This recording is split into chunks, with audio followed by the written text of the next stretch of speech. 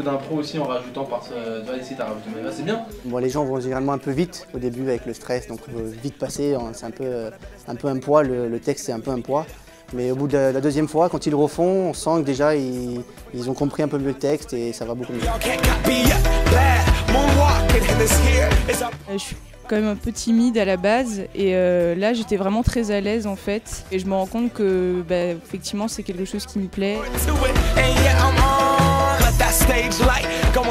Vous avez peut-être une idée leurrée de ce qu'est le journalisme et là pouvoir rencontrer des professionnels et leur poser directement les questions, ça peut permettre de se faire une meilleure idée en tout cas.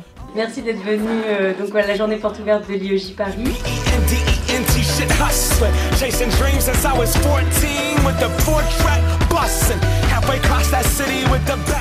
Donc l'objectif c'est quoi? C'est de faire en radio du France Info, ou des tranches d'informations matinales, du RTL, du Europe 1, donc on va avoir un invité en plateau, faire des directs au téléphone en extérieur. Et si vous avez cet esprit de curiosité, cette passion-là, je pense que après vous pouvez tout faire.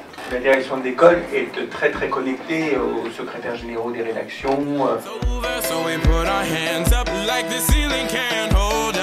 Comme des professeurs lambda, ils connaissent leur métier, ils le connaissent d'autant plus qu'ils agissent sur le terrain entre guillemets.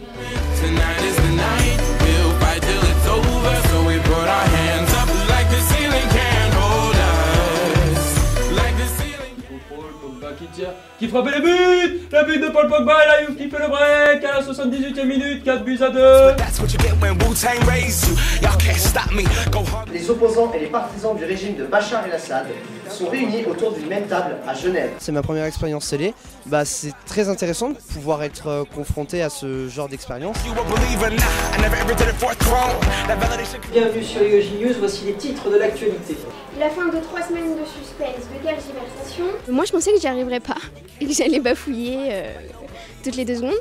Et en même temps, une fois qu'on est dedans, je crois qu'on rentre dans le jeu et on rentre dans un dialogue avec l'autre qui est à côté, donc c'est pas mal.